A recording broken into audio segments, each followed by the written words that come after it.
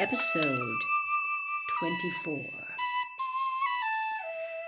Professor Lupin wasn't there when they arrived at his first Defense Against the Dark Arts lesson. They all sat down, took out their books, quills, and parchment, and were talking when he finally entered the room. Lupin smiled vaguely and placed his tatty old briefcase on the teacher's desk. He was as shabby as ever, but looked healthier than he had on the train, as though he had had a few square meals. "Good afternoon," he said. "Would you please put all your books back in your bags? Today's will be a practical lesson. You will need only your wands." A few curious looks were exchanged as the class put away their books. They had never had a practical Defense Against the Dark Arts class before, unless you counted that memorable class last year when their old teacher had brought a cage full of pixies to the class and set them loose.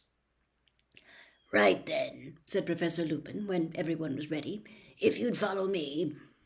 Puzzled, but interested, the class got to its feet and followed Professor Lupin out of the classroom.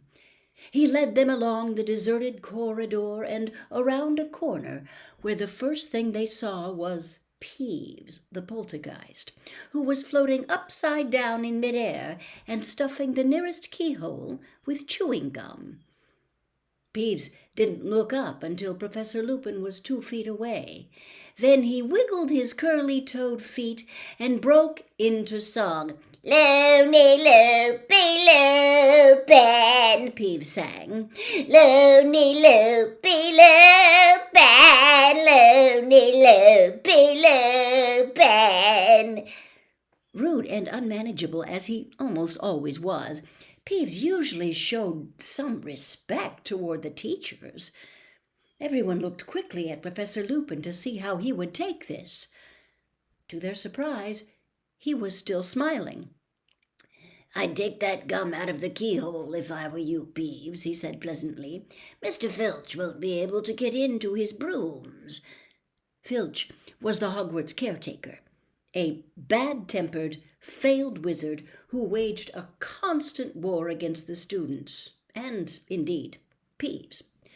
However, Peeves paid no attention to Professor Lupin's words, except to blow a loud, wet raspberry. Professor Lupin gave a small sigh and took out his wand. "This is a useful little spell," he told the class over his shoulder. "Please watch closely." He raised the wand to shoulder height, said, "Waddy-wassy," and pointed it at Peeves. With the force of a bullet, the wad of chewing gum shot out of the keyhole and straight down Peeves' left nostril. He whirled upright and zoomed away, cursing. "Cool, sir," said Dean Thomas in amazement. "Thank you, Dean," said Professor Lupin, putting his wand away again. "Shall we proceed?" They set off again, the class looking at shabby Professor Lupin with increased respect. He led them down a second corridor and stopped right outside the staff room door. "Inside, please," said Professor Lupin, opening it and standing back. The staff room, a long paneled room full of old mismatched chairs, was empty, except for one teacher. Professor Snape was sitting in a low armchair, and he looked around as the class filed in. His eyes were glittering, and there was a nasty sneer playing around his mouth. As Professor Lupin came in and made to close the door behind him, Snape said, "Leave it open, Lupin. I'd rather not witness this." He got to his feet and strode past the class, his black robes billowing behind him. At the doorway, he turned on his heel and said, "Possibly no one's warned you, Lupin, but this class contains Neville Longbottom. I would advise you not to entrust him with anything difficult. Not unless Miss Granger is hissing instructions in his ear." Neville went scarlet. Harry glared at Snape.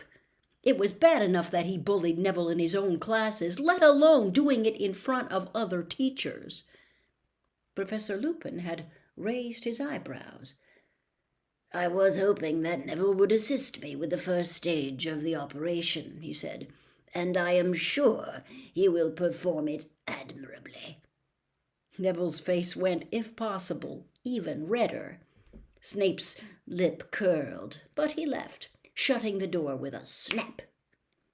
"Now then," said Professor Lupin, beckoning the class toward the end of the room, where there was nothing but an old wardrobe where the teachers kept their spare robes. As Professor Lupin went to stand next to it, the wardrobe gave a sudden wobble, banging off the wall. "Nothing to worry about," said Professor Lupin calmly, because a few people had jumped backward in alarm.